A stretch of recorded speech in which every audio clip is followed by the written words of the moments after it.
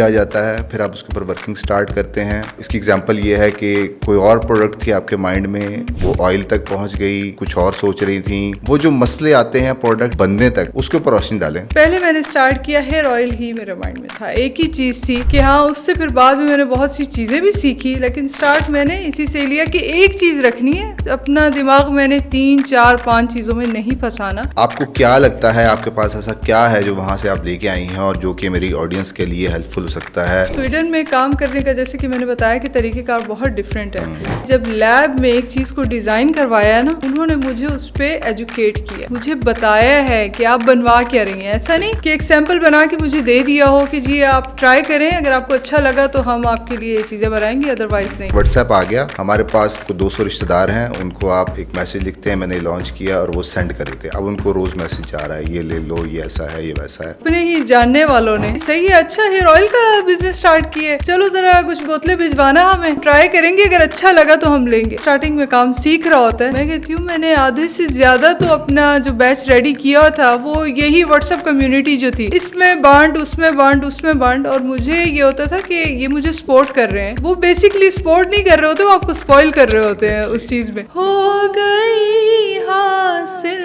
मुझे दिल की है धड़कन, ठहर जा, मिल गई मंजिल मुझे, आपकी नजरों ने समझा।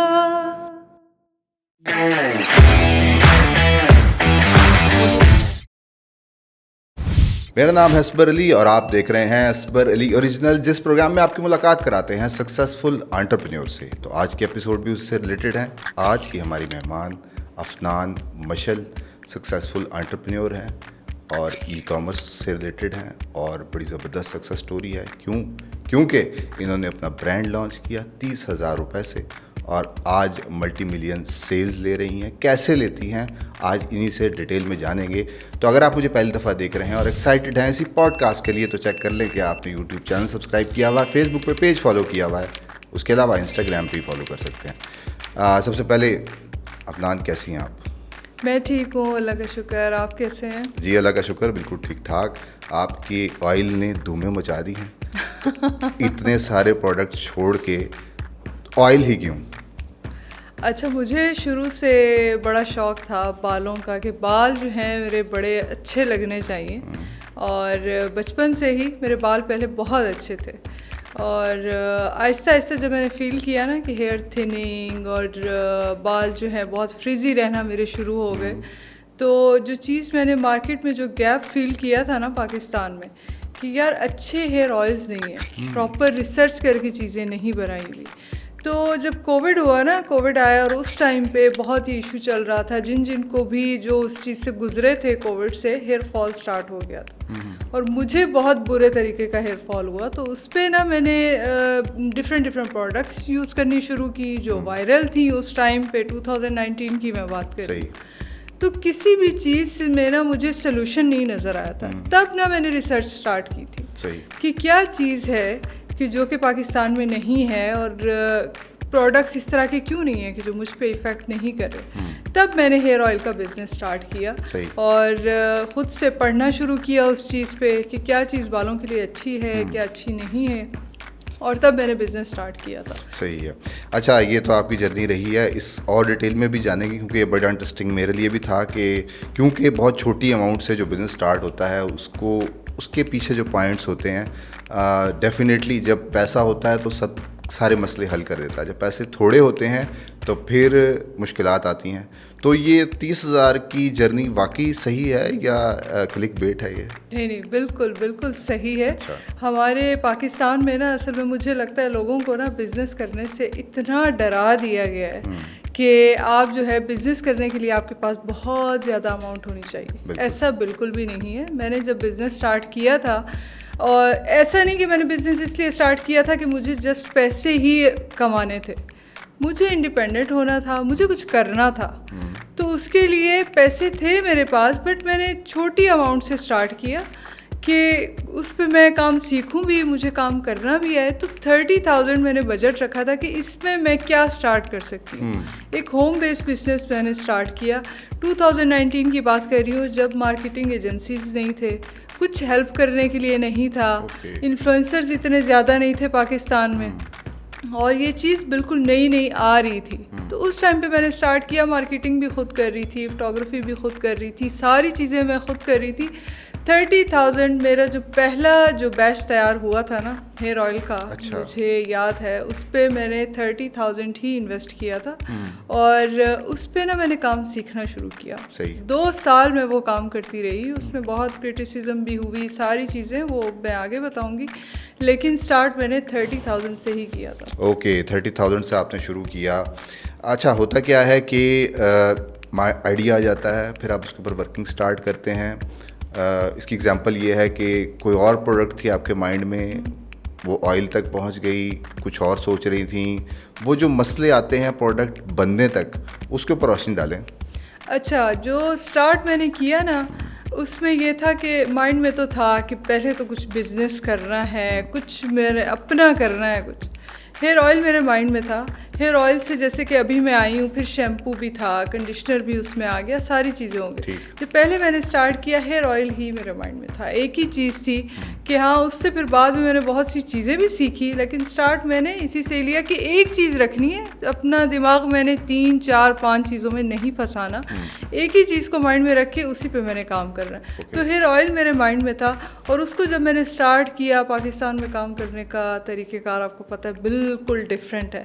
जब मैंने स्टार्ट किया कि लोगों ने एक तो क्रिटिसाइज़ तो मुझे किया कि जी हेयर ऑयल क्यों। अब मुझे वो, क्योंकि मैं पढ़ के चीज़ें कर रही थी, मार्केट को एनालिसिस सारी चीज़ें करके, वो मुझे पता चला कि ये मार्केट में गैप है इस चीज़ का, हेयर ऑयल का, तो मुझे ये करना चाहिए।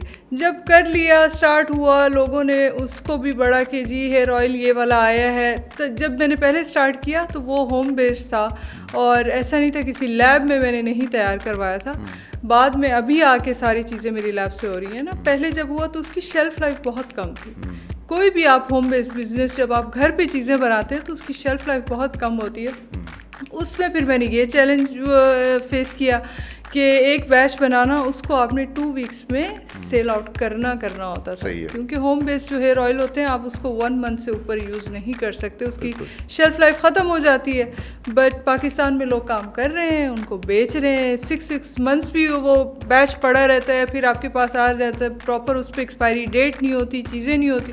तो उस पर लोगों ने मुझे बड़ा क्रिटिसाइज़ किया था, जो लोग ये काम कर रहे थे ऑलरेडी, कि जी आप तो उस पर एक्सपायरी डेट भी दे रही हैं, आप तो कहती हैं 1 मंथ 2 मंथ से ज़्यादा आप हेयर ऑयल ये यूज़ नहीं कर सकते। तो ये चीज़ें मैंने बहुत फेस की थी। ओके, अच्छा, मैं सुनने वाले को बताता चलूँ, ये ब्रांड रन करती हैं सेरीन के नाम से, शायद वो बताएंगे अगर if I am not wrong, और स्वीडन में थी जहाँ इन्होंने अपनी प्रोडक्ट के ऊपर काफ़ी एक्टिविटी की, वो भी ये बताएंगी।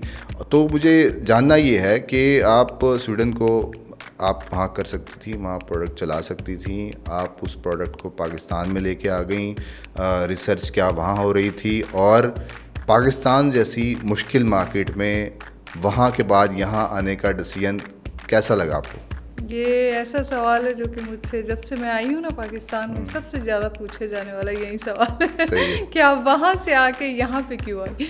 तो स्वीडन जब मैं गई, वहाँ की मार्केट भी मैंने देखी। पाकिस्तान में तो मैं काम करके जा चुकी थी। जब वहाँ पे मैं गई तो मैंने ये चीज़ें देखी कि वहाँ पे काम करने का बिल्कुल तरीक़ेकार डिफरेंट है। वहाँ पे प्रोडक्ट्स डिफरेंटली डिज़ाइन की जाती हैं, क्लाइमेट के हिसाब से, ना कि ये देख के कि जी हमने बिज़नेस करना है और पैसे कमाने। तो वो उनके काम करने का तरीक़ेकार डिफरेंट था। तो मैंने वो चीज़ें बहुत सीखी उनसे। और दूसरी चीज़ ये कि पाकिस्तान आप क्यों आई और यहाँ पे आके आपने बिज़नेस क्यों किया। देखिए, मैं उस टाइम पे पाकिस्तान आई हूँ जिस टाइम पे लोग पाकिस्तान को छोड़ के जा रहे थे कि यहाँ पे तो कोई काम नहीं है, कुछ भी नहीं है।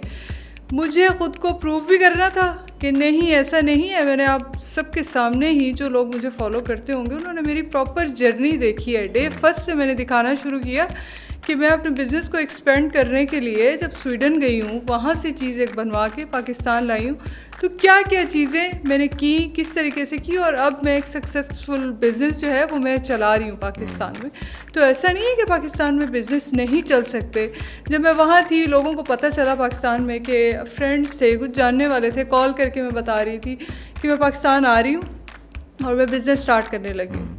और उनका आगे से जवाब क्या होता था कि पाकिस्तान तो दिवालिया हो चुका है, आप क्या कर रहे हैं, पाकिस्तान आ रही है, हर बंदा बाहर जा रहा है, आप पाकिस्तान आ रही है। तो बाहर भी ऐसा नहीं है, कोई दरख्त नहीं लगे हुए पैसों के, वहाँ पे भी जाके आप मेहनत करते हैं, लोग जाके अपने 100% एफर्ट्स जो हैं बाहर जाके लगाते हैं। मुझे लगता है अगर उसका 50% भी पाकिस्तान में लगा दिया जाए, आप आराम से काम कर सकते हैं, आप बिज़नेस स्टार्ट कर सकते हैं। ऐसा नहीं है कि यहाँ पे बिजनेसेस नहीं चलते। बिल्कुल बिजनेसेस चलते हैं। मेरी बहुत बड़ी कम्युनिटी है जो कि ई कॉमर्स से रिलेटेड है, आपकी फील्ड से रिलेटेड है।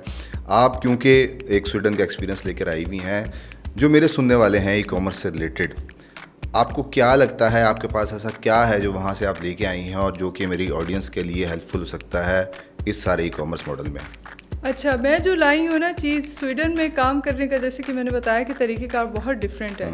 मैंने वहाँ जाके जब लैब में एक चीज़ को डिज़ाइन करवाया है ना, उन्होंने मुझे उस पर एजुकेट किया है, मुझे बताया है कि आप बनवा क्या रही हैं। ऐसा नहीं कि एक सैम्पल बना के मुझे दे दिया हो कि जी आप ट्राई करें, अगर आपको अच्छा लगा तो हम आपके लिए ये चीज़ें बनाएंगे, अदरवाइज़ नहीं।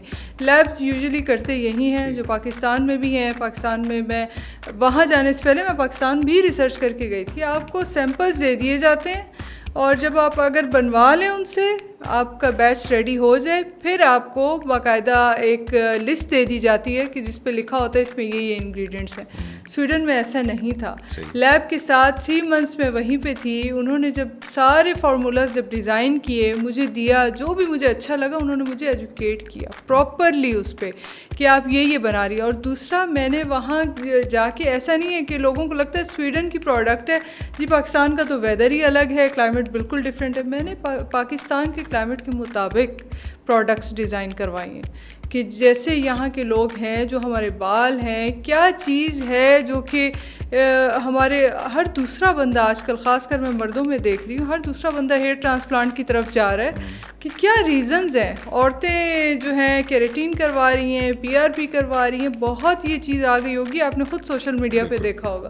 तो रीज़न्स क्या हैं? रीज़न्स शैम्पू है, कंडीशनर है, हेयर ऑयल है। लोग उस पर बिल्कुल तवज्जो नहीं देते कि हम एक अच्छी प्रोडक्ट ले लें कि उन सारे मसाइल से हमें बच सकते हैं बड़े आराम से। तो वो चीज़ मैंने देखी, वहाँ पे मैंने डिज़ाइन करवाई। 200 लोगों पे हमारी प्रोडक्ट्स ट्राई की गई। अच्छा। 200 लोग पाकिस्तानी थे, स्वीडिश नहीं थे। अच्छा। फार्मूला जो है वो डिज़ाइन स्वीडन में हुआ है, लेकिन पाकिस्तान के क्लाइमेट के मुताबिक। ओके, ठीक है। अच्छा, कोई भी प्रोडक्ट होती है, मार्केटिंग के बगैर नहीं चल सकती है। बिल्कुल। और मार्केटिंग प्रोडक्ट किसी तरह लोग बनवा भी लेते हैं या किसी से बात कर लेते हैं, ऑलरेडी किसी के पास कोई चीज़ पड़ी होती है कि तुमसे लेके हम बेच देंगे। ऑनलाइन का ज़माना है, डिजिटल मार्केटिंग है, बेतहाशा मीडियम है, इतनी इन्वेस्टमेंट नहीं चाहिए होती। छोटी सी आप बूस्ट का बटन दबा के उसे टेस्ट कर सकते हैं। आप कौन सा मॉडल इस्तेमाल कर रही हैं? क्योंकि मैं बताता चलूँ कि ये इन्फ्लुएंसर भी हैं तो ख़ुद तो प्रमोट करती हैं। क्या कोई पेड मीडियम भी साथ इस्तेमाल कर रही हैं? जी, प्रॉपर हमारी जो है मार्केटिंग एजेंसी है जो कि इन सारी चीज़ों को लेके चल रहे हैं। अच्छा। लेकिन मुझे लगता है जब आप कोई चीज़ लॉन्च करते हैं, आपका अपना ब्रांड है, अपने ब्रांड का फेस तो मैं खुद हूँ। जिस तरह से मार्केट आप अपनी चीज़ को खुद करते हैं, खुद बताते हैं, आप जितनी भी पेड मार्केटिंग करा लें वो उस तरीके से नहीं हो सकती कि अपनी चीज़ को सेल करने के लिए। वो कुछ दिन पहले मैं एक वीडियो देख रही थी कि उन्होंने कहा अपनी चीज़ को बेचने के लिए मार्केटिंग में आपको नाचना भी पड़े तो आप नाच तो पैसा जेब में ही जा रहा है। बिल्कुल। तो अपनी चीज़ की मार्केटिंग जितने अच्छे से आप खुद कर सकते हैं ना, आप खुद बता सकते हैं, वो कोई नहीं करता। वैसे तो मार्केटिंग एजेंसी जो है हायर की हुई है, प्रॉपर आपको एड्स रन करवाने होते हैं, हर चीज़। मैं बिलीव करती हूँ कि चीज़ों को प्रोफेशनली लेके चला जाए तो वो ज़्यादा अच्छा है। तो वो मार्केटिंग टीम सारी चीज़ों को हैंडल कर रहे होते हैं, इन्फ्लुएंसर मार्केटिंग को, सारी चीज़ों को। लेकिन उसमें भी मैं इन्फ्लुएंसर्स को ज़्यादातर यही बोल रही होती हूँ कि प्लीज़ अगर आपको प्रोडक्ट भेजी गई है रिव्यू के लिए तो ऑनेस्ट रिव्यू दिया करें। ठीक है, इस तरह से मैं नहीं करवाती कि हम आपको प्रॉपर एक स्क्रिप्ट लिख के दे दें और आप इस चीज़ों पे करें। उस तरह से मुझे काम, मैं खुद भी नहीं करती स्क्रिप्टेड काम। जब मैं खुद रिव्यू कर रही होती हूँ तो मेरी कोशिश होती है जिनके पास प्रोडक्ट गई है वो यूज़ करें, यूज़ करके जो भी ऑर्गेनिक रिव्यूज़ हैं उनके वो उस तरह से करें। ओके, अब आपने दोनों चीज़ें कंपेयर करके बता दी कि एजेंसी है वो इन्फ्लुएंसर मार्केटिंग भी करती है, वो पेड मार्केटिंग भी करती है मीडियम्स के थ्रू। डेफिनेटली उसके रिजल्ट्स आपके सामने होंगे। आपको क्या लगता है, एक प्रोडक्ट है, अब आजकल लाइन लगी हुई है एक लंबी परफ्यूम्स की, हर दूसरा बंदे परफ्यूम लेके आ रहा है, आपकी प्रोडक्ट है, क्या पेड मार्केटिंग की तरफ जाना चाहिए या इन्फ्लुएंसर मार्केटिंग कम बजट में ज़्यादा रिजल्ट देती है? दोनों चीज़ें। अच्छा, कोई भी चीज़ ऐसा नहीं है, ये एक प्रॉपर एक ट्रायंगल है ना। सारी चीज़ें आप लेके चलते हो मार्केटिंग में, आप अपने ब्रांड का फेस हो, आप साथ में पेड मार्केटिंग भी करा रहे हो इन्फ्लुएंसर से भी, साथ में आप एड्स भी रन कर रहे हो। इसमें तीनों चीज़ों में आप कोई भी चीज़ मिस नहीं कर सकते। ऐसा नहीं है कि मैं एक चीज़ को पॉइंट आउट करूं कि हाँ मंथली हम उसका बजट रखते हैं प्रॉपरली। मार्केटिंग जो हमारी एजेंसी है उसके साथ प्रॉपर बात की जाती है, एक बजट डिसाइड किया जाता है कि कौन सी चीज़ पे कितना इन्वेस्ट किया जाए। लेकिन तीनों चीज़ों में मैं नहीं कहूँगी कि एक चीज़ आप करें और दूसरी छोड़ दें। सारी चीज़ों को साथ लेके चलें तो एक सक्सेसफुल बिजनेस का मॉडल मुझे लगता है यही है जो कि अभी तक मैं रन कर रही हूँ और अपने एक्सपीरियंस के हिसाब से मैं बता रही हूँ।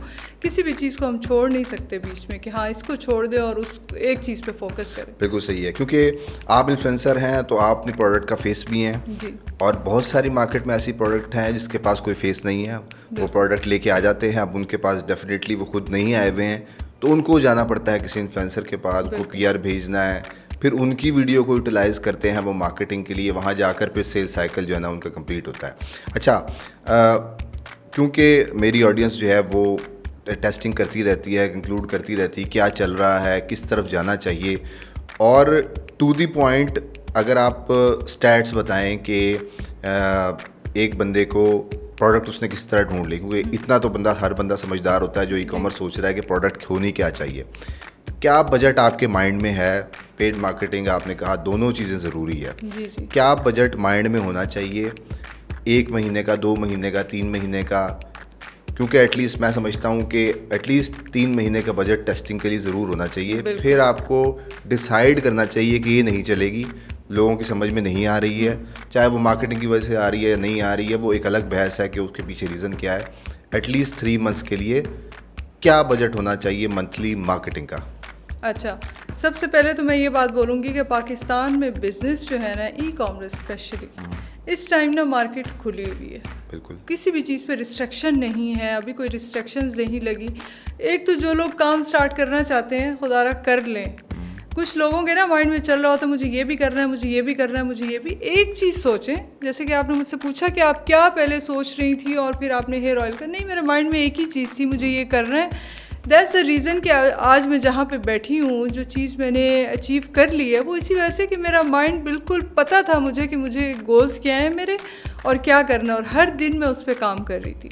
दूसरा, जब आप बिज़नेस स्टार्ट कर रहे होते हैं, बहुत से लोग बैठ के ये बात करते हैं कि बिज़नेस करने के लिए बिल्कुल जी पैसों की तो ज़रूरत ही नहीं होती। नहीं, ऐसा बिल्कुल नहीं होता, पैसों की ज़रूरत होती है, एक बजट आपको चाहिए होता है। लेकिन ऐसा नहीं है कि लोग बोलते हैं जी पाकिस्तान में तो करोड़ों होने चाहिए फिर आप जाके बिज़नेस करेंगे, ऐसा बिल्कुल भी नहीं है। आप 2 लाख से भी बिज़नेस स्टार्ट कर सकते हैं, आप 10 लाख से भी कर सकते हैं, आपके पास कुछ नहीं है आप तब भी काम कर सकते हैं। जो लोग अपनी शक्ल दिखा रहे हैं, अपना बिज़नेस स्टार्ट करना चाहते हैं, ब्रांड का फेस है, तो वो तो एक एज है ना उनके लिए। जो नहीं दिखा रहे, कहते हैं फिर जब आप शक्ल नहीं दिखा रहे तो अक्ल का डबल इस्तेमाल करें, सही है, उस तरह से करें। तो इसमें मैं 2 चीज़ों में इसको डिवाइड करूँगी। एक तो ये इस तरह के बिजनेसेस जो कि विदाउट इन्वेस्टमेंट आप स्टार्ट कर सकते हैं, और दूसरी ये कि जिसके लिए आपको इन्वेस्टमेंट चाहिए। तो पहले जो मैं बताऊंगी कि विदाउट इन्वेस्टमेंट आप क्या क्या कर सकते हैं, उसमें आप बेकिंग का काम स्टार्ट कर सकते हैं। फूड बिजनेसेस पाकिस्तान में बहुत अच्छे चल रहे हैं। मैं ख़ुद इस्लामाबाद में रहती हूँ, आई हुई हूँ। अकेली हूँ, काम में बिजी हूँ, तो कई दफ़ा ऐसे होता है, काफ़ी लड़कियाँ ये काम कर रही हैं कि घर का खाना वो बना के सेल कर रही है, मैं ख़ुद उनसे ऑर्डर कर रही होती हूँ, मंथली बेसिस पे भी ऑर्डर कर रही होती हूँ।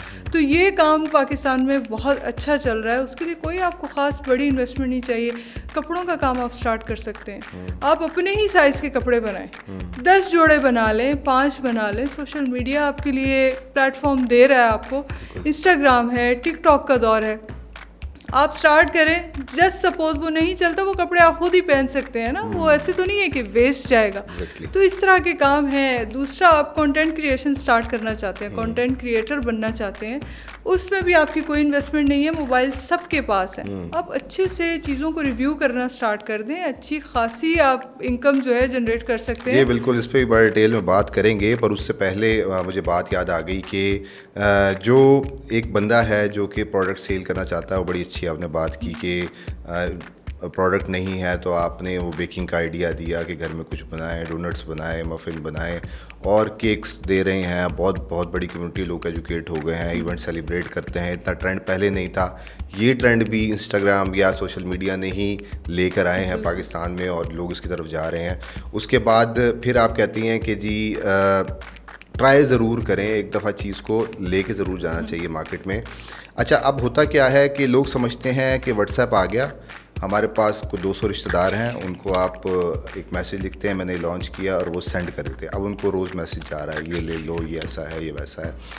फिर जब वो मैसेज भेजते हैं तो फिर आपके पास आ जाते हैं, लो जी सैंपल दो हमें, भी तो चेक कराओ, ठीक है। तो जब सैम्पलिंग की तरफ आते हैं तो पता लगता है जी कि वो स्टॉक जो है ना वो सारा एक को देते हैं, वो कहते हैं मुझे नहीं मिला, उधर जाना चाहिए। तो ये व्हाट्सएप वाली कम्युनिटी किसी काम आती है या बस मेथी बनी हुई है? नहीं जनाब, कोई काम नहीं आती। मैं आपको अपना एक्सपीरियंस बताऊं कि जब मैंने स्टार्ट किया ना, तो अपने ही जानने वालों ने कि जी सही है, अच्छा हेयर ऑयल का बिज़नेस स्टार्ट किए, चलो ज़रा कुछ बोतलें भिजवाना हमें। और मुझे ये लगता था शायद इनको भेज के कि हाँ, ये वो बोलते क्या थे उस टाइम पे कि भेजना, ज़रा हम ट्राई करेंगे, अगर अच्छा लगा तो हम लेंगे। और क्योंकि इंसान स्टार्टिंग में काम सीख रहा होता है, मैं कहती हूँ मैंने आधे से ज़्यादा तो अपना जो बैच रेडी किया था वो यही व्हाट्सएप कम्युनिटी जो थी, इसमें बांट, उसमें बांट, उसमें बांट। और मुझे ये होता था कि ये मुझे सपोर्ट कर रहे हैं, और मेरे भी वो बेसिकली सपोर्ट नहीं कर रहे होते, वो आपको स्पॉइल कर रहे होते हैं उस चीज़ में। तो वो लेके मेरे साथ इस तरह की चीज़ें बहुत हुई हैं जी, भिजवा दें हम, मुझे लगता था पेमेंट आ जाएगी, और शर्मा शर्मी में मैं मांगती नहीं थी ये चीज़ें। लेकिन मैं इस चीज़ के बिल्कुल हक में नहीं हूँ। जो व्हाट्सएप की कम्युनिटी है वो आपके किसी काम की नहीं है, जिसको आपको सपोर्ट कर रहे हैं वो आपकी चीज़ को जाके ख़रीदेगा। आप सेल कर रहे हैं तो सपोर्ट तो ये होती है ना कि ये कि आप भेजें और हम सैंपल आपके ट्राई करके देखें और फिर हम लेंगे, तो ये कोई भी सपोर्ट नहीं है, मैं इस पर बिलीव नहीं करती। बिल्कुल ठीक है। अच्छा, अब एक नया बंदा सुन रहा है आपको, इन्फ्लुएंसर नहीं है, एक बिज़नेस स्टार्ट करना चाहते हैं, पैसे हैं या नहीं हैं, थोड़े पैसे हैं, ज़्यादा पैसे हैं, मतलब ज़्यादातर तो लोग यही होता है ना कि हमारे लोगों के साथ मसला ये है, वो जब तक कुछ बड़ा स्टेक पे नहीं लगा होता ना, वो कहते हैं कर लेते हैं। हालांकि जब ज़्यादा स्टेक पे लगा होता है तो फिर बंदा जान भी मारता है उसको चलाने के लिए, उनको पता होता है सारा कुछ ही लगा हुआ है। तो ये जो मेरी कम्युनिटी है ना स्पेसिफिकली, ये वो है जो कहती है अच्छा फ्री में बता दें कुछ कि क्या हो सकता है। उसके लिए आपके माइंड में क्या मॉडल है, क्योंकि आप कम्युनिटी से रिलेटेड हैं, क्या ऐसे आइडियाज़ हैं जो कि आप इनको देना चाहती हैं? अच्छा, जब कोई काम आप स्टार्ट करते हैं ना कि उसमें या तो आप पैसे लगा दें या फिर जान मार दें अपनी, कि एनर्जी अपनी प्रॉपर उस पर लगा दें। कोई भी काम देखें इस तरह से नहीं होता कि आप रातों रात बैठे बैठे आपने एक प्लान सोचा और अगले दिन आपने उसको स्टार्ट कर लिया और फिर आप उसको भूल गए। दो तीन दिन की आपके अंदर मोटिवेशन रही और फिर आपने उसको छोड़ दिया कि हाँ अब तो ये चल नहीं रहा। लोगों के साथ ना एक प्रॉब्लम है, बहुत जल्दी डिमोटिवेट भी हो जाते हैं। तो काम है पाकिस्तान में, बहुत तरीके के बिजनेसेस हैं, मैं दोनों पे लोगों को मोटिवेट करती हूँ। पैसे हैं तब भी काम स्टार्ट करें, पैसे नहीं हैं तब भी बहुत सारे ऑप्शंस हैं, आप काम स्टार्ट कर सकते हैं। लड़के हैं, डिफरेंट आपके पास अपॉर्चुनिटीज़ हैं, यूट्यूब वीडियोस से भरा पड़ा है, आप किस तरह से ड्रॉप शिपिंग का आप काम कर सकते हैं। आप कोई चीज़ एक जगह से ले लें, दूसरी जगह पे आप सेल कर सकते हैं। लड़कियां हैं उनके लिए मैंने आपको बताया कि बेकिंग का काम स्टार्ट कर सकती हैं, कपड़ों का स्टार्ट कर सकती हैं। यार वो भी आप नहीं करना चाहते ना, आप कोई फ़ंड ढूंढ रहे हैं या कुछ, टिकटॉक का प्लेटफॉर्म आपके लिए अवेलेबल है। आप चीज़ें रिव्यू करना स्टार्ट कर दें लोगों की, कितनी ही आपकी इन्वेस्टमेंट होगी, थोड़ी बहुत आप चीज़ें मंगाएंगे और उसको रिव्यू करना स्टार्ट कर दें, अच्छे से रिव्यू करें उन चीज़ों को, प्रोफेशनली लेके चलें, तो वो आपकी इनकम जो है वो जनरेट होना शुरू हो जाएगी। और जो लोग पैसों के साथ करना चाहते हैं उनको मैं ये बोलूँगी, छोटी सी इन्वेस्टमेंट से आप बिज़नेस स्टार्ट कर सकते हैं। लोगों को के अंदर ना डर बैठा हुआ है कि जी बहुत सारे पैसे होंगे तो हम तभी बिज़नेस स्टार्ट करेंगे, हमारे पास पता नहीं कोई लाखों करोड़ों होने चाहिए। ऐसा नहीं है, आपके पास 2 लाख की इन्वेस्टमेंट है, आप स्टार्ट करें। थोड़ा जब आप लगा रहे हैं ना उसमें फिर आप अपनी एनर्जी जो है जान मार दें फिर आप, ठीक है, उस पर रोज़ाना आप काम करें, कंसिस्टेंट रहें। कैसे हो सकता है कि वो बिज़नेस फिर ना चले, फिर आपका बिज़नेस भी चलेगा, आप ग्रो भी करेंगे। तो इट्स डिपेंड्स कि आप सोच क्या रहे हैं, आप कंसिस्टेंट हैं या नहीं, आप करना भी चाह रहे हैं कि नहीं, या शौकिया कि आपने देखा कि हाँ भाई फ़लाँ ने भी किया है, फ़लाँ ने भी किया है, मैं भी स्टार्ट कर लूँ। अगर तो आपके अंदर पैशन है ना कोई चीज़ स्टार्ट करने का, फिर पैसे, एनर्जी, ये चीज़ें आप करके आप आराम से अपना बिजनेस स्टार्ट कर सकते हो। उसके लिए कोई हैवी इन्वेस्टमेंट की ज़रूरत नहीं है। ओके अच्छा, सबसे पहले ये बताएं कि वेबसाइट आपकी बिज़नेस की डेफिनेटली बनी हुई होगी। अच्छा, बहुत सारे लोग होते हैं जो कि मिनिमम बजट के साथ कर रहे होते हैं, नॉन टेक्निकल होते हैं, वो कहते हैं कि वेबसाइट बनानी पड़ेगी इसके लिए, और इसलिए वो बिज़नेस शुरू नहीं करते। तो फेसबुक ने या इंस्टाग्राम ने ऐसी आपको ऑप्शन दी हुई कि वहीं आप वीडियो दिखाएं, कांटेक्ट करें और वेबसाइट की तरफ जाना ही नहीं पड़ता। आप क्या समझती हैं इसके ऊपर? वेबसाइट मुझे लगता है ज़रूरी है, जो आपका, और डिपेंड करता है कि आपकी प्रोडक्ट क्या है। ओके ठीक है, अब मेरी प्रीमियम प्रोडक्ट है, मेरा जो क्लाइंट है वो आएगा, लोगों का बेसिकली वेबसाइट क्या है, आपका टाइम बच रहा होता है कि जो सेल कर रहे हैं उनका भी और जो परचेज़ कर रहे हैं उनका भी। आप आराम से जाते हैं, सारी डिटेल उस पर लिखी हुई होती है, आप अपनी डिटेल, एड्रेस, चीज़ें सब उसमें डाल देते हैं और आपका ऑर्डर जो है वो प्लेस हो जाता है। लेकिन दूसरी साइड पे कि अगर आपने वेबसाइट नहीं बनाई हुई तो आके आपको प्रॉपर फिर एक बंदा हो जो आपके ये प्लेटफॉर्म संभाल रहा हो, जैसे क्यूरी आई उसको फ़ौरन से रिप्लाई करना, चीज़ें करना। तो वेबसाइट को मैं ये समझती हूँ कि आप टाइम बचा रहे होते हैं बेसिकली अपना, थोड़ी अच्छी इन्वेस्टमेंट करके। लेकिन अगर नहीं भी है स्टार्ट में तो ऐसा नहीं है। अब मेरे बहुत से क्लाइंट ऐसे हैं जिनको फिर वेबसाइट यूज़ करनी नहीं आती, वो आके मैसेजेस कर रहे होते हैं, उनको व्हाट्सएप नंबर चाहिए होता है, तो उनके लिए भी व्हाट्सएप नंबर भी है, सारी चीज़ें भी है, बट आई प्रेफर कि वेबसाइट आपकी होनी चाहिए लाजमी। ओके अच्छा जी, वेबसाइट होनी चाहिए। आप क्या अपनी प्रोडक्ट की cash on delivery services offer करती हैं? जी जी बिल्कुल। अच्छा, अब इस स्टेज पे क्या होता है कि आप मार्केटिंग कर रहे हैं तो हर तरह का बंदा आपको ऑर्डर दे रहा होता है, और एक पिछले कुछ सालों में एक और प्रॉब्लम भी क्रिएट हुआ है कि लोग ऑर्डर दे रहे हैं और वो रिजेक्ट कर देते हैं ऑन डोर। आपकी प्रोडक्ट तो शायद थोड़ी महंगी हो, मतलब जो बिल्कुल ही ब्रेक इवन पे काम कर रहा होता है, और जब वहाँ से रिटर्न हो जाती है प्रोडक्ट, तो ये बिज़नेस को कितना अफेक्ट करती है और आपके पास क्या कोई सोल्यूशन है इसका?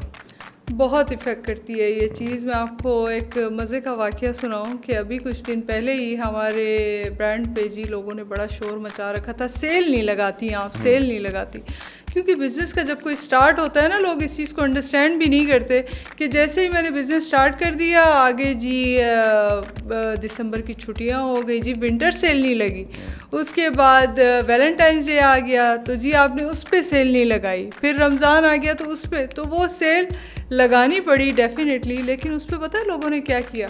जिन्होंने सेल लगाने से एक हफ़्ता पहले ऑर्डर किए हुए थे ना, ऑर्डर बेसिकली एक प्रोसेस होता है, जैसे ही ऑर्डर आ जाता है 24 आवर्स में हम कॉल करके या मैसेज करके कंफर्मेशन लेते हैं। जैसे ही कंफर्मेशन आती है 24 आवर्स के अंदर ही, अगर तो कंफर्मेशन नहीं आई हम एक और अटैम्प्ट करते हैं, 3 अटैम्प्ट्स होती हैं हमारी, वो प्रोसेस पूरा करके फिर हम भिजवाते हैं। प्रोसेस भी पूरे हो गए ऑर्डर्स के, सारी चीज़ें चली गई, आगे से उन्होंने रिसीव ना किए तो फिर सबको जो है कॉल जाती है कि जी आपने ऑर्डर रिसीव क्यों नहीं किया। दे वर लाइक कि हमने, क्योंकि आपने सेल लगा दी थी तो पिछले ऑर्डर्स जो है हमने कैंसिल करके सेल में हमने दोबारा से वो कर दिया ऑर्डर। तो ये कितना एक ब्रांड को नुकसान होता है। और मेरा दिल चाह रहा था उन लोगों को वापस ऑर्डर भेजूँ ही ना, लेकिन आपको भेजने पड़ते हैं, तो लोग ये काम करते हैं। बिज़नेस बहुत इफ़ेक्ट होता है इस चीज़ से। मुझे नहीं पता उस चीज़ को किस लेवल पे जाके कंट्रोल किया जाए या कुछ, अभी तक तो कोई भी चीज़ ऐसी नहीं बनी जो कि इस चीज़ को रोक सके। कि एटलीस्ट आप इतना कर सकते हैं मैक्सिमम लेवल पे जाके कि आप कंफर्मेशन कॉल लेते हैं कि हाँ ये ऑर्डर आपने किया भी। अब ऐसे लोगों के साथ क्या किया जाए भाई कि जो सेल पे, क्योंकि उनको ऑर्डर करना है 1 हफ्ता पहले, उन्होंने अपने रिजेक्ट कर दिए, उसका मुझे सेल्स से मैं क्या फ़ायदा उठाऊंगी जितना मुझे उस चीज़ से नुकसान हो गया। तो ये मेरी रिक्वेस्ट है लोगों से जो कि चीज़ ख़रीद रहे हैं। मेरा तो फिर भी चलो एक जो मतलब रनिंग ब्रांड है और जी काम चल रहा है, तो मुझे तो उस चीज़ ने इफ़ेक्ट किया, चले मैं कवर कर जाऊंगी। जिनका बिल्कुल ही स्टार्टअप है उन पे खुदा के लिए रहम किया करें और ये चीज़ ना किया करें, बहुत नुकसान होता है इससे। बिल्कुल सही है। नहीं ये बल्कि आपने अच्छी बात की है कि जो स्टार्टअप नए बिजनेस है, पैसे पहले कैलकुलेट हैं, ऊपर से ये डज लग जाती है तो वो फंस जाते हैं उसके अंदर ही। सही बात। अच्छा, अब क्या है कि क्या आपके पास कोई नंबर है? सवाल ये है कि आपकी प्रोडक्ट चल रही है, आप एक चीज़ लोग इस्तेमाल करते हैं, उनको पसंद आ जाती है, वो फिर रिकरिंग क्लाइंट्स आपके बन जाते हैं। वो दोबारा वापस जो लेने वाला आता है आपके पास, कितने साल में आपने क्या नंबर अचीव किया है परसेंटेज में, अगर आप बता दें कि तो हेल्प हो जाएगी। क्योंकि लोग सेल्स काउंट कर रहे होते हैं और आपकी प्रोडक्ट स्पेसिफिकली ऐसी है जो कि बार बार उसकी ज़रूरत, क्योंकि आपने उसे बता भी दिया 2-3 महीने की एक्सपायरी है, तो अगर चीज़ अच्छी है तो 3 महीने बाद फिर वो ऑर्डर करेगा। क्या आपके पास कोई नंबर है कि कितने % लोग एक दफ़ा इस्तेमाल करते हैं तो उसके बाद बार बार इस्तेमाल करते हैं? अच्छा, इसमें मैं एक चीज़ करेक्ट कर दूं कि जो मैं पहले बना रही थी ना, उसकी एक्सपायरी जो थी ना, जो होममेड हेयर ऑयल्स थे, तो क्योंकि इतनी पढ़ाई तो मैंने की थी, रिसर्च तो की थी, लेकिन मैं पाकिस्तान में थी तो मुझे नहीं पता था कि होममेड जो हम चीज़ें बना रहे हैं, एक तो वो कितनी नुकसानदेह हैं अगर उसको ज़्यादा यूज़ किया जाए। लोग पता है क्या करते थे कि बोल के ना एक्सपायरी डेट तो मैं लिख देती थी कि ये बैच इस डेट को रेडी हुआ है, आपने इतने तक यूज़ करना है, वो यूज़ करते रहते थे। खैर है, कुछ नहीं होता, हेयर ऑयल ही तो है ना, कहाँ से ख़राब होगा। उनको पता नहीं होता कि वो प्रोसेस क्योंकि उस तरह से लैब में नहीं हुई वो चीज़, वो एक्सपायर हो जाती है, वो उनके बालों को नुकसान देती है उनके लिए। तो इसलिए मैंने अपने बिज़नेस को जो एक्सपेंड करने के लिए मैं स्वीडन गई, वहाँ के लैब से तैयार करवा के लाई। अब जो है उसकी एक्सपायरी डेट काफ़ी ज़्यादा है, ठीक है। अब तो लोग उसको आराम से ले सकते हैं और रख सकते हैं, सारी चीज़ें हमारी वेबसाइट चीज़ों पे भी मेंशन है। अच्छा, जो मेरा क्लाइंट है 80% जो मेरा क्लाइंट है वो रिपीटेड क्लाइंट है। ओके। जो चीज़ ये यूज़ कर लेते हैं ना, मैं तो लोगों को एजुकेट भी कर रही होती हूँ अपने इंस्टाग्राम पे कि हमारी जो प्रोडक्ट्स बनी हुई हैं ना, दे ऑल आर इंटरकनेक्टेड। अगर मैंने हेयर ऑयल बनवाया है ना, हेयर ऑयल आपके हेयर फॉल को रोक रहा है, आपकी डैंड्रफ को जो है कम कर रहा है, आपके हेयर ग्रोथ में हेल्प कर रहा है, तो शैम्पू मैंने ऐसा बनाया है कि उसी हेयर ऑयल को स्कैल्प से निकालना भी तो है ना, कि वो रह ना जाए, तो वो उसको अच्छे से क्लीन करता है। और जब क्लीन कर देते हैं तो बालों से मॉइस्चर जो है वो चला जाता है, हमारा जो कंडीशनर है वो उसी मॉइस्चर को वापस लाता है। तो हमारी सारी चीज़ें एक दूसरे से कनेक्टेड हैं। जो बंदा एक चीज़ लेता है ना, मेरा रिपीटेड क्लाइंट लाजमी मेरे पास आता है कि अगर किसी ने शैम्पू लिया है, उसको सूट कर गया, वो लाजमी मेरे से कंडीशनर भी आके हमारी वेबसाइट से परचेज़ करते हैं, हेयर ऑयल भी आके लेते हैं। जिसने हेयर ऑयल लिया है वो बाकी की 2 चीज़ें भी लेते हैं। तो 80% मेरा क्लाइंट जो है वो रिपीटेड क्लाइंट है। अच्छा, आपके माइंड में शुरू में कोई प्राइस होगी अपनी प्रोडक्ट की, प्राइस रिवाइज़ की या नहीं की? बिल्कुल की है हमने रिवाइज़, उसकी सारी चीज़ें देख के। मैं कहती हूँ, मैं जब प्रोडक्ट लेके आई हूँ ना पाकिस्तान में, कि 100% कस्टम पे करके मैं लाई हूँ। अच्छा। कि मैंने अपनी प्रोडक्ट की क्वालिटी में, उसकी पैकेजिंग में, किसी चीज़ में मैंने कमी नहीं छोड़ी। जो लोग यूज़ कर रहे हैं वो ख़ुद इस चीज़ के गवाह हैं, ख़ुद बताते हैं कि मैंने उसमें कमी नहीं छोड़ी। ऐसी प्रोडक्ट मैं लाई हूँ पाकिस्तान में कि अगर लोग उस पर पैसे दे रहे हैं ना, तो आपके पैसे ज़ाया नहीं होंगे। ऐसी प्रोडक्ट मैं लाई हूँ और लोग बार बार उसको ख़रीदना भी पसंद करेंगे। कि मुझे लगता है कि जो प्रोडक्ट मैं लेके आई हूँ पाकिस्तान में, अभी तक मेरा कॉम्पिटिटर नहीं है उस लेवल का कि मैं उसको फील करूँ कि हाँ ये हमारे कॉम्पिटिटर्स हैं और ये मुझे बीट करेंगे किसी चीज़ में। नहीं, ऐसा नहीं है। बाहर की चीज़ है, अगर उसकी थोड़ी सी प्राइस ज़्यादा है तो वो एक अच्छी इन्वेस्टमेंट है। रियल हेयर केयर जिसको बोलते हैं, कि जो पहले नहीं थी पाकिस्तान में, वो आई है। तो आप अगर उस पर पैसे दे रहे हैं, थोड़े ज़्यादा हैं, तो आपके पैसे ज़ाया नहीं होने वाले, वो प्रॉपर वो चीज़ आपको। अच्छा, यहाँ से एक और सवाल भी ये निकलता है कि कोई भी बंदा कोई भी चीज़ प्रोडक्ट लेके आते हैं, तो क्या आप इसका सवाल का जवाब अच्छे तरीके दे सकती हैं। ऑलरेडी कंपेटिटर होते हैं आपके मार्केट में। अच्छा, उनकी कोई प्राइस भी होती है, डेफिनेटली आपको उनकी प्राइस से कम पे जाना पड़ता है, तभी वो माइंड बनाएंगे या कुछ और यूज़ करें। वो शैम्पू में तो मेरे ख्याल में बहुत सारी ऑप्शंस हैं जो शायद लोग इतना फोकस नहीं करते, ऑयल पे इन्वेस्टमेंट करते हैं, कुछ जिस तरह आपने बताया मसले, बालों के मसले जो है ना वो चल रहे हैं। जो मार्केटिंग के लिए आपने क्या देखा या आपकी टीम ने बताया या एडवर्टाइजिंग वालों ने बताया कि ये जो पॉइंट्स हैं ना, इस तरह से अपनी प्रोडक्ट को कंपेयर करेंगे तो इसके रिज़ल्ट ज़्यादा आ जाएंगे, वो क्या हैं? जब बिज़नेस हमने स्टार्ट किया, प्रॉपर बिज़नेस मॉडल तैयार किया गया, पाकिस्तान की मार्केट को देखा गया, सारी चीज़ें। अब मैं किसी भी ब्रांड को टारगेट नहीं करना चाहूँगी, मैं आपको सच्ची बता रही हूँ। मैं प्रोडक्ट्स रिव्यू भी करती हूँ, सारी चीज़ें देखती हूँ। पाकिस्तान में उस लेवल का काम हो ही नहीं रहा। अब मैं एक चीज़ जो है मैं स्वीडन से डिज़ाइन करा के उसको पाकिस्तान में लाई हूँ।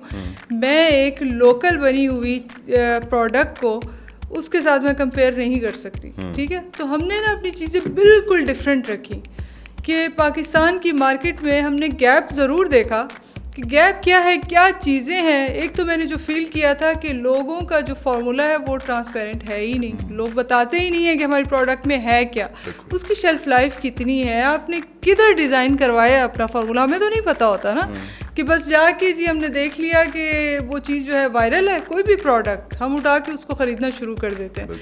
तो हमने जब स्वीडन की चीज़ को पाकिस्तान ला रहे हैं, हमने कस्टम भी पे कर रहे हैं, हमने सारी चीज़ों को देख के चलना है।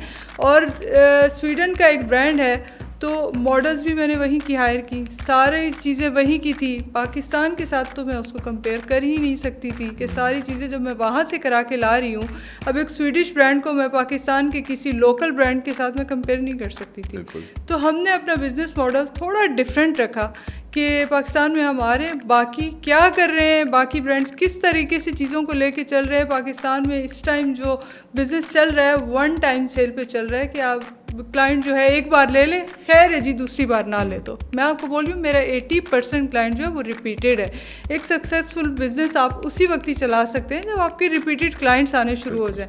ये वन टाइम बिज़नेस स्ट्रेटजी पे मैं बिलीव नहीं करती और ज़्यादातर लोग उसी चीज़ पे काम कर रहे थे। तो मेरा जो बिज़नेस मॉडल था वो बिल्कुल डिफरेंट है बाकी जो बिजनेसेस जिस तरह से लोग पाकिस्तान में कर रहे हैं। ओके, अच्छा बताएं, आप इतना बड़ा ब्रांड पर चला रही हैं, इंपोर्ट कर रही हैं, कस्टम दे रही हैं, पैसे कितने कमाती हैं? इनकम क्या है आपकी, ये जानने में लोग ज़्यादा इंटरेस्टेड हैं। इनकम जी लोगों को पता है, मेरा इंस्टाग्राम आप लोग देखते रहते हैं। पैसा कमाना ना एक नशा है और वो नशा जिसको लग जाए ना, तो मुझे लगता था हमेशा से कि मुझे ना अपनी ख्वाहिशें खुद पूरी करनी है, अपने पैसों पे पूरी करनी है। भाई किसी पैसा ना अपना होता है, किसी के पैसे पे ना आप मज़े नहीं कर सकते। तो मुझे शुरू से ये था, जब मैंने अपना बिज़नेस स्टार्ट किया ना, मैंने इंस्टाग्राम पे लोग मेरी डे फर्स्ट जर्नी देख रहे हैं, मुझे बड़ा शौक़ था कि जी मुझे फ़र्स्ट क्लास में ट्रैवल करना है, बड़ा मेरा कोई विश लिस्ट में था।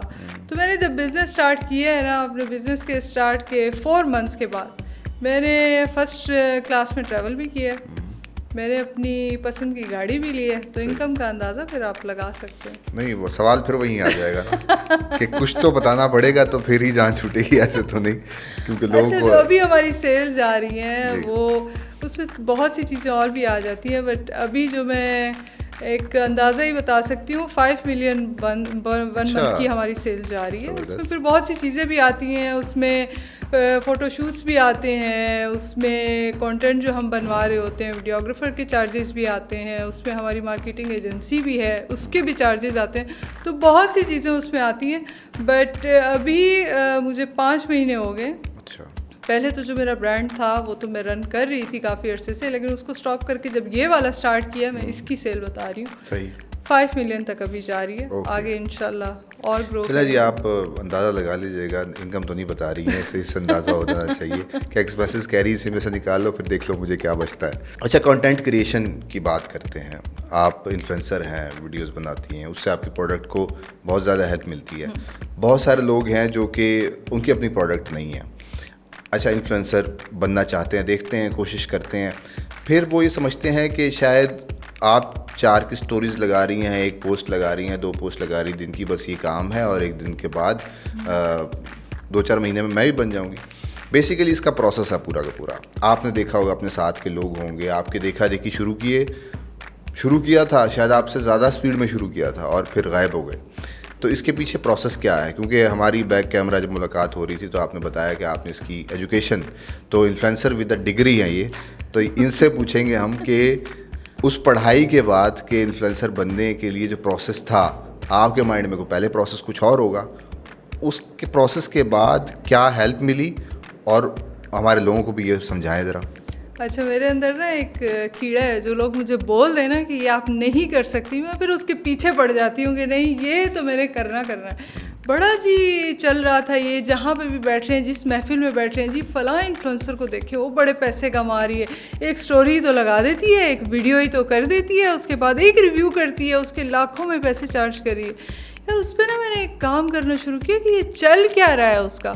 और मुझे हमेशा से शौक़ था कि अपने अंदर मेरे एक ब्लॉगर रहता था, बचपन से रहता था। अब जब मैं देखती हूँ कि मैं खाना बना रही होती थी, कुछ भी, अब उसको ब्लॉगिंग का नाम दे दिया गया। तो बचपन से ये चीज़ों में बहुत शौक़ था मुझे कि उन चीज़ों को रिव्यू करना, और खाना बना रही हूँ तो उसको ऐसे शो करना कि बस ऑडियंस जो है वो मुझे देख रही है, या कोई चीज़ लगा रही हूँ तो ऐसे शो कराना कि हाँ ये प्रोडक्ट ऐसी। वो बचपन से एड्स देख के और वो चीज़ें, लेकिन प्रोफेशनली मैंने ये चीज़ स्टार्ट नहीं की थी। मुझे ये था जब भी करना है ना, प्रोफेशनली करना है, एक चीज़ को पढ़ के कि भाई चल क्या रहा है, कि वाकई इस तरह से हो रहा है, लोग लाखों कमा रहे हैं इस तरह से, एक स्टोरी लगा के और किसी ब्रांड को प्रमोट करके। तो उस पर ना मैं जब स्वीडन गई, मैं फ़ोटोग्राफी पढ़ भी रही थी, कर भी रही थी, वहाँ पे बहुत सारे मैगज़ीन्स के लिए शूट्स वगैरह कर रही थी। तो मैंने ना बीच में कुछ इन्फ्लुएंसर से उनकी ना रील्स बनानी शुरू की। सही। और मैंने देखा कि वो किस तरह से काम कर रहे हैं, चीज़ें कर रहे हैं। तो मेरा तो प्रॉपर वहाँ पे स्टूडियो था, सारी चीज़ें थी। तो मैंने तब वो चीज़ स्टार्ट की जब मेरे पास सारे गैजेट्स थे, सब चीज़ें थी, पढ़ के, चीज़ों को देख के कि पाकिस्तान में ये चीज़ किस तरह से चल रही है और मुझे किस तरह से स्टार्ट करना चाहिए। तो मैं चीज़ों को बड़ा प्रोफेशनली लेके चली, और यही रीज़न है बहुत कम टाइम में मैं ग्रो कर गई। सही। और मेरी अर्निंग स्टार्ट हो गई सोशल मीडिया से और सारी चीज़ों से। तो जो लोग भी ये काम स्टार्ट करना चाहते हैं, मैं लड़कियों को बता रही होती हूँ कि इसके लिए ना आप थोड़े से प्रोफेशनल हो, अपनी चीज़ों पे काम करें, कंसिस्टेंट रहें, हर दिन आपने पोस्टिंग करनी है। कुछ भी हो रहा है, आप स्टार्टिंग में तो मैं 2-2, 3-3 बार भी रील्स डालती थी दिन में कई दफ़ा, और हर दिन कुछ नया ट्राई कर रही थी, किसी चीज़ पे रिव्यू कर रही थी। पहले तो जो मेरे पास घर में था मैंने उसको रिव्यू करना शुरू किया कि ये चीज़, जब आप कोई चीज़ अच्छे से रिव्यू करते हैं ना, देखिए मार्केटिंग जो है, इन्फ्लुएंसर मार्केटिंग इस टाइम पाकिस्तान में बहुत स्ट्रॉन्ग जा रही है कि इवन बड़े बड़े एक्टर्स हैं उनसे भी जो रिव्यू करवाया जाता है ना, उसमें भी इतना दम नहीं होता जितना इन्फ्लुएंसर जब करते हैं ना, प्रॉपर एक चीज़ को दिखा के करा के। अभी पिछले दिन मैंने देखा एक ब्रांड ने एक एक एक्ट्रेस थी बहुत बड़ी, उनसे एक प्रोडक्ट जो है वो रिव्यू करवाई हुई थी, वो हेयर ऑयल ही था। अब जब हम लोग रिव्यू करते हैं ना, मैं प्रॉपर हेयर ऑयल निकाल के उसका टेक्सचर दिखा के, लगा के, वॉश करके उसके आफ्टर रिजल्ट्स भी दिखाती हूँ। वो जो थी मोहतरमा, उनके प्रॉपर ब्लो ड्राई हुआ वो लिटरली उस प्रोडक्ट को लगाना भी पसंद नहीं कर रही थी अपने बालों पे। उन्होंने निकाला, थोड़ा सा दिखाया और बंद करके बता दिया मैं ये ऑयल यूज़ करती हूँ। तो रिव्यूज़ इस तरीके से नहीं होते।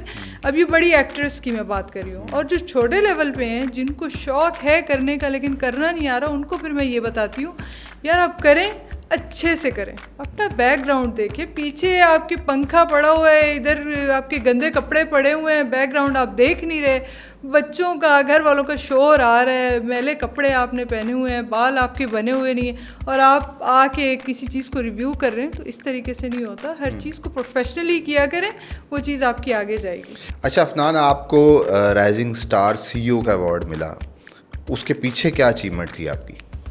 उसके पीछे यही था कि मेरा जो गोल था ना, जिस दिन मुझे बताया गया कि आपको इस कैटेगरी के लिए जो है नॉमिनेट किया गया है, मुझे लगा था बस जो पाना था ना वो पा लिया। इतनी मैं कोई एक्साइटेड थी उस अवार्ड के लिए, और अभी भी वो मेरे बिल्कुल बेड की साइड टेबल पे रखा रहता है।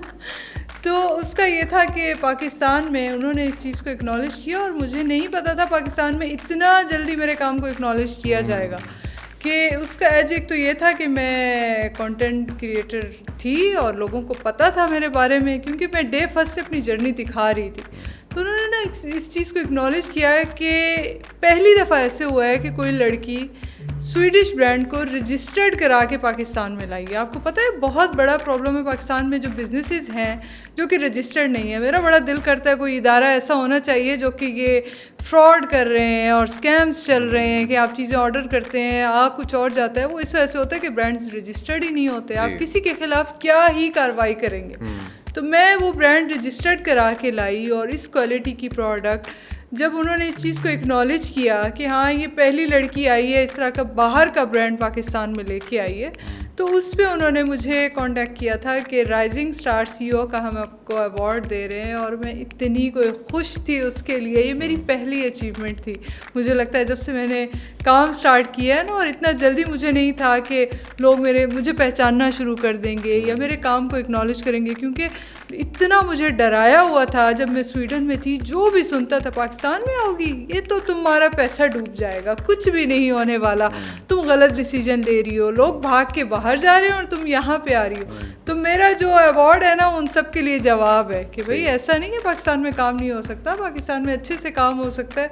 और ये अवार्ड मेरे लिए बहुत बड़ी मोटिवेशन है कि उसको हर दिन जब मैं उठ के देखती हूँ ना, मुझे लगता है नहीं अभी आगे मुझे कुछ और भी करना है, कुछ और भी करना है। और इस तरह के बहुत सारे अवार्ड्स लेने हैं मैंने। सही है, नहीं ज़बरदस्त। आपके लिए और भी ऑप्शंस जो है वो खुलते चले जाएंगे। ज़ाहिर बात है ऊपर जाते हैं बहुत सारी चीज़ें। Wish you good luck. और उसके अलावा ये बताएं, पाकिस्तानियों ने आपको ये ताना नहीं दिया कि आप तेल बेचती हैं? ये सबसे बड़ा ताना था मेरे लिए जब मैंने स्टार्ट किया। मेरे अपने ही जानने वालों ने ये बात की थी कि इतने बुरे हालात हो गए कि अब तेल बेचना शुरू कर दिया। और मैं उस तेल को, जिसको ये बोलते हैं, मैं उसको कितना बड़ा ब्रांड देख रही थी। मेरे लिए वो फर्स्ट मेरा बिज़नेस था। उस टाइम मुझे मोटिवेशन की ज़रूरत थी, सपोर्ट की ज़रूरत थी हर तरह से। लेकिन वो यही बात थी कि हेयर ऑयल का बिज़नेस करोगी, तेल क्यों बेच रही हो, कुछ और देख लो, कपड़े देख लो। ये लेकिन मैं तो हर चीज़ को देख रही थी ना कि मार्केट में गैप क्या है। उनको वो चीज़ें समझ नहीं आ रही थी। जब एक बंदा जॉब कर रहा होता है या जिसने बिजनेस नहीं किया हो तो वो हमेशा आपकी टांग ही खींचता है कि नहीं नहीं नहीं नहीं इसमें कुछ नहीं रखा, पैसे डूब जाएंगे, काम तुम कोई और काम देख लो, क्यों कर रही हो, तुम्हें तो पैसों की ज़रूरत नहीं है, फिर किस लिए कर रही हो। मुझे बिज़नेस हमेशा से पैसों की खातिर तो करना ही नहीं था। मुझे तो इंडिपेंडेंट होना था, या पैसा कमाना भी था तो अपना कमाना था। भाई का, बाप का, शौहर का पैसा मुझे कभी नहीं चाहिए था, अपना ही चाहिए था। कि मेरा कुछ दिल करे ना कुछ ख़रीदने को तो मैं सोचूं ना, मैं किसी की शक्ल ना देखूं। या मुझे ट्रैवल करना है तो मैं अपना एयर टिकट लेने के लिए किसी की शक्ल ना देखूं कि हाँ मुझे जाना है या नहीं, हाँ इजाज़त लेना is something else, but at least मेरे पास वो चीज़ें हों। लेकिन लोगों ने मुझे बड़ा क्रिटिसाइज़ किया। जो मैंने अपना पहला ब्रांड बनाया था, बड़ा मुझे शौक़ था, मेरा ब्रांड है तो मेरे नाम से होना चाहिए था ना, तो उसका नाम मैंने नेचुरल लेबल बाय अफनान रखा था। उस पे भी एक पंचायत बिठाई गई बाकायदा कि आपका नाम, मतलब लोगों के घरों पे बॉटल जाएगी और आपका नाम लिखा हुआ होगा। तो मैं उस पे भी बड़ा, मैं रोया भी करती थी, मैं उस पे सोचा भी करती थी। कई दफ़ा मैंने अपने सारे प्लान, मैंने सोचा मुझे ख़त्म कर देना चाहिए, नहीं करना चाहिए। फिर अगले दिन उठ के, क्योंकि वो चीज़ थी मेरे माइंड में और अंदर से कुछ था मुझे कि नहीं मैंने करना है, मैं ये कर सकती हूँ, मुझे पता था। तो वो मैं उसको लेके चली। बीच में डीमोटिवेटेड बहुत ज़्यादा हो जाती थी और एक वो मेरे बीच में पीरियड आता था कि नहीं मुझे कोई सपोर्ट नहीं कर रहा, कुछ नहीं कर रहा। फैमिली की सपोर्ट थी आपके साथ? मेरी अपनी मदर की सपोर्ट मेरे साथ थी। सही। और भाइयों ने भी सच ऐसे कि कभी रोका नहीं था कि आप ये नहीं कर सकती। मैं 5 भाइयों की एक ही बहन हूँ और मुझे लगता है मेरे अंदर बड़ा वो प्रेशर भी था कि लड़के कर सकते हैं तो मैं क्यों नहीं कर सकती। और उसी चीज़ ने मुझे मोटिवेट भी बहुत किया। और जिन लोगों ने ये कहना शुरू किया था कि जी इतने बुरे हालात हो गए, हेयर ऑयल का काम स्टार्ट कर दिया ये कुछ, अब वही लोग परचेज़ भी करते हैं, वही रिपीटेड क्लाइंट्स भी हैं, वो ऑर्डर्स बेशक किसी और के नाम से कर रहे होते हैं, बट मेरा बिज़नेस ऐसे नहीं है कि मैं चेक नहीं कर रही होती कि किसका ऑर्डर आया और किस तरह से गया। सारी चीज़ें जब दिन ख़त्म होता है तो रात को बैठ के मैं सारी चीज़ें देख रही होती हूँ किसने क्या ऑर्डर किया।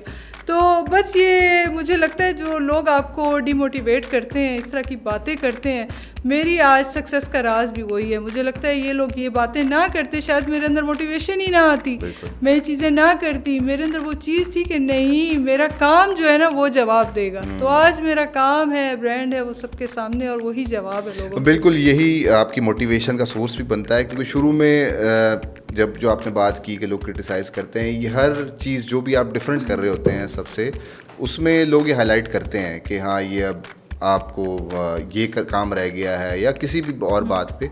तो जिन लोगों ने उस चीज़ को सोर्स ऑफ मोटिवेशन बनाया कि नहीं अगर ये कह रहे हैं तो मैं जो डिसीजन दिया उसे करके दिखाना है, तो फिर वो कर जाते हैं। बिल्कुल। अगर जो लोग ये सोचने लग जाते हैं कि यार ये कह रहे हैं अगर नहीं हुआ तो फिर ये तो इनकी बात सही साबित हो जाएगी, सही बात, तो वहीं निकल जाते हैं। तो बेसिकली वो जो नेगेटिव चीज़ों में से पॉजिटिव एनर्जी निकालनी है आपने और वो फिर आपको ऊपर लेके जाती है। तो मेन चीज़ तो वही है। अच्छा, आपकी ऑयल ने तो है वो मैं तो समझता था कि फ़ीमेल में ही मशहूर होगा, तो यहाँ तो लड़के भी जो है ना बड़े फ़ैन हुए हुए हैं, बल्कि मुझे पता लगा मैंने इस्तेमाल किया तो बाकी प्रोडक्ट में जान तो है। तो ये बताइए फार्मूला कैसे डिसाइड हुआ और ये फार्मूला क्या ऐसा होता है कि दोनों मेल फीमेल पे भी अप्लाई हो जाए एट अ टाइम? बिल्कुल, हमारा जो फार्मूला है ना, पाकिस्तान में लड़के बड़ा चिढ़ते हैं हेयर ऑयल से, वैसे तो लड़कियों को भी बड़ा वो होता है कि नहीं लगाना नहीं लगाना। और ये ऑयल जो मैंने डिज़ाइन किया है ये वो आंवले रीठे सरसों वाला हेयर ऑयल नहीं है जो घरों पे पका के और बना के जी आपको दिया जाता है लिटरली सालन की तरह कि जी आप लगा लें। आप इसको प्रॉपर लोग इस तरीके से नहीं देखते, उनको लग रहा है बस हेयर ऑयल है, कर लेना है, लगा लेना है और छोड़ देना है। आपके स्कैल्प के ना 3 लेयर्स होते हैं, ठीक है।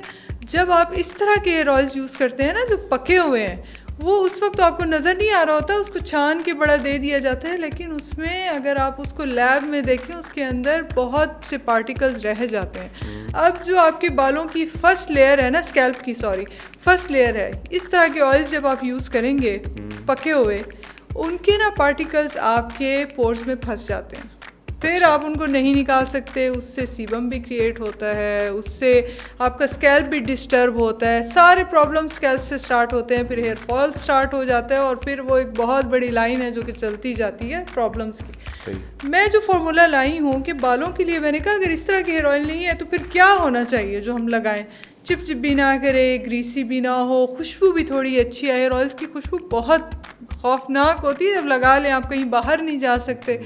तो मैंने सारे प्रॉब्लम्स लैब्स में बैठ के डिस्कस किए वहाँ पे स्वीडन में कि ये इश्यूज़ हैं। तो हमारा जो हेयर ऑयल है बहुत लाइट वेट हेयर ऑयल है, उसको जब आप लगाते हैं बालों में लगा हुआ पता नहीं चलता। यही रीज़न है कि लड़कों को पसंद है।